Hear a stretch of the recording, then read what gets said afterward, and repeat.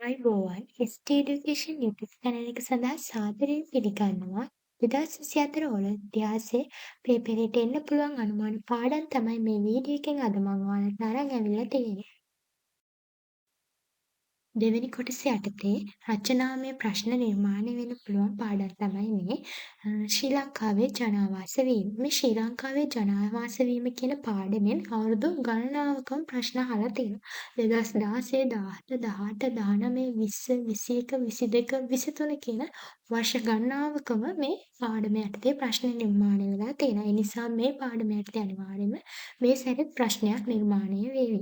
එතකොට මේ ශ්‍රී ලංකාවේ ජනාවාස වීම ගත්තාම මේ ප්‍රශ්නේ ගොඩාක් දුරට නිර්මාණය වෙන්නේ එක් ඓතිහාසික යුගයක් පාදක කරගෙන නෙමෙයි. එක්කෝ ඓතිහාසික යුග දෙකක් හෝ තුනක් පාදක කරගෙන තමයි මේ ප්‍රශ්නේ නිර්මාණය වෙන්නේ. එක්ක ප්‍රාග්-ඓතිහාසික යුගයේ කෙටි ප්‍රශ්නයක් කියන්නේ ලකුණු දෙකේ ප්‍රශ්නයක් වගේ අහනවා. මේ මානවයා ප්‍රාග්-ඓතිහාසික මානවයා ජීවත් වෙච්ච පරිසර කලාප නම් කරන්න, ඔවුන්ගේ විරලාශ්‍රිත එළිමහන් වාසස්ථාන නම් කරන්න, ගල් ගුහා වාසස්ථාන නම් කරන්න වගේ කෙටි ප්‍රශ්න දීලා ලකුණු 5/6 ප්‍රශ්න පූර්ව ඓතිහාසික යුගයෙන් හෝ මුල් ඓතිහාසික යුගයෙන් හෝ අහලා තියෙනවා. මේ අවුරුදු ගණනාවක පේපර් බලපුවම මේක පැහැදිලි වෙනවා.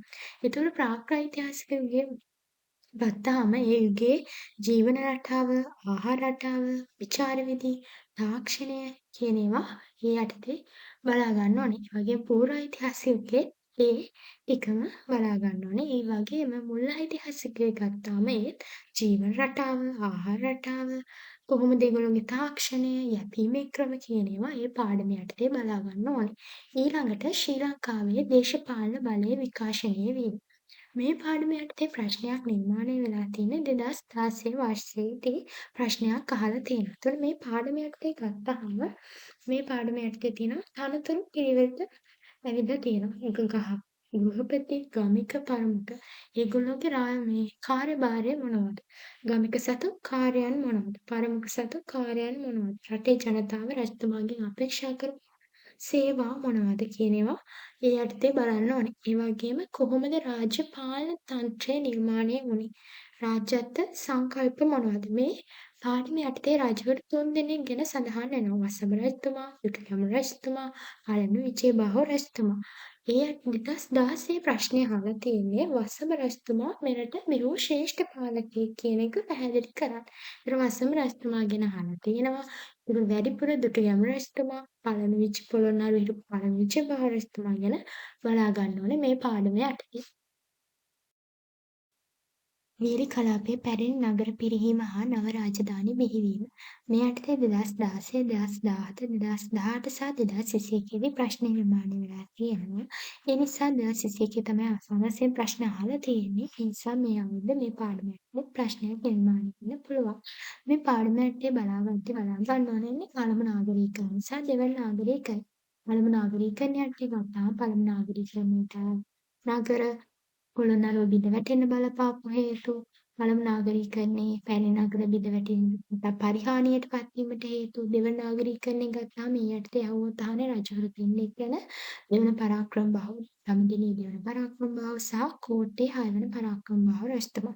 2021 දී අහලා තියෙන්නේ කෝට්ටේ 6 වෙනි පරාක්‍රම බාහු රජතුමා. ඒ නිසා දෙවන පරාක්‍රම බාහු දඹදිවි දෙවන පරාක්‍රම බාහු ගැන වැඩි අවධානයකින් බලා ගන්න ඕනේ. ඒ වගේම දෙවන නාගරිකයන් යටතේ ආර්ථික රටාව, ආගම, කලාව සහ ගෘහ නිර්මාණ කියන කොටස් ටික බලා ගන්න. මහනුවර රාජධානිය ගත්තාම හැම අවුරුද්දකම වගේ ප්‍රශ්නයක් නිර්මාණය වෙන පාඩමක්. මහනුවර රාජධානිය ගත්තාම පළවෙනිම ධර්මසූරිය රජතුමා, දෙවන රාජසිංහ සහ කීර්තිසිංහ රාජසිංහ කියන රජවරු බලා ගන්න ඕනේ. ඒ වගේම මහනුවර පරිපාලන තන්ත්‍රය කොහොමද, ආර්ථිකය කොහොමද, සමාජය කොහොමද කියන එක තමයි මේ පාඩම යටතේදී බලා ගන්න ඕනේ. ශ්‍රී ලංකාව හා බටහිර ලෝකය මේ යටතේ 2022 වර්ෂයේදී ප්‍රශ්නයක් නිර්මාණය වෙලා තියෙනවා. ඒ නිසා මේ අවුරුද්ද මේ පාඩම යටතේ ප්‍රශ්නයක් එන්න පුළුවන්. මේ යටතේ පෘතුගීසි සහ ලන්දේසින් තමයි බලාගන්නේ. අන්තර පෘතුගීසින් පැමිණෙද්දී ලංකාවේ තිබ්බ දේශපාලන තත්ත්ව කෝට්ටේ යාපනයේ සීතාවක රාජධානි ගැන සීතාවක රාජධානී පාලකයෝ පෘතුගීසින්ට එරෙහිව අනුගමනය කරපු ක්‍රියාමාර්ග ඒ ටික බලා ගන්න ඕනේ. ඒ වගේම පෘතුගීසින් මහනුවර රාජ්‍ය අල්ලා ගැනීමට දන් ලද ප්‍රයත්න සටන් ටික ගන්නවරුව බලන දන්තුරේ සටන් ටික ලන්දේසින් මහනුවර රාජ්‍ය සමග සම්බන්ධතා පවත්වා ගැනීමේදී අනුගමනය කළ ප්‍රතිපත්ති. ශ්‍රී ලංකාවේ බ්‍රිතාන්‍ය බලය පිහිටීම. මේ යටතේදී 2016, 2018, 2019, 2021 වර්ෂයේදී ප්‍රශ්න නිර්මාණය වෙලා තියෙනවා. එතකොට මේ පාඩම යටතේ ගත්තාම බ්‍රිතාන්‍යය ලංකාව කෙරෙහි අවධානය යොමු කරන්න බලපාපු කරුණු. ත්‍රිකුණාමල වරාය කෙරෙහි ඔවුන් සැලකිලිමත් වෙන්න බලපාපු කරුණු. ඒ වගේම 1815 උඩරට කැරැල්ල සටන් දෙක 1818 සටන 1848 සටන ඇති වෙන්න බලපාපු හේතු. ඇයි ඒවා සාර්ථක වෙන්න බලපාපු හේතු ඒ පාඩම යටතේ බලා ගන්න ඕනේ. බ්‍රිතාන්‍යයන් යටතේ ශ්‍රී ලංකාවේ දේශපාලන වෙනස් වීම. ඒ කියන්නේ ආණ්ඩුක්‍රම ප්‍රතිසංස්කරණ තමයි ඒ යටතේ බලා ගන්න ඕනේ. තුන්වෙනි කොටස. පුනරුදය. පුනරුදය යටතේ 2018 2020 දී ප්‍රශ්න නිර්මාණය වෙලා තියෙනවා. 2020 පස්සේ මේ යටතේ ප්‍රශ්නයක් අහලා නැති නිසා මේ පාඩම ගොඩක් අවධානයෙන් බලා ගන්න. මේ යටතේ ප්‍රශ්නයක් නිර්මාණය වීමේ හැකියාව තියෙනවා.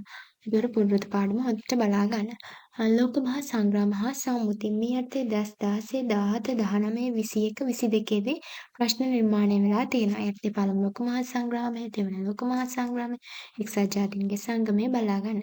මේ වගේ වැදගත් වීඩියෝ එකකින් නැවත හමු වෙමු. ඔයාලට සුබ දවසක්.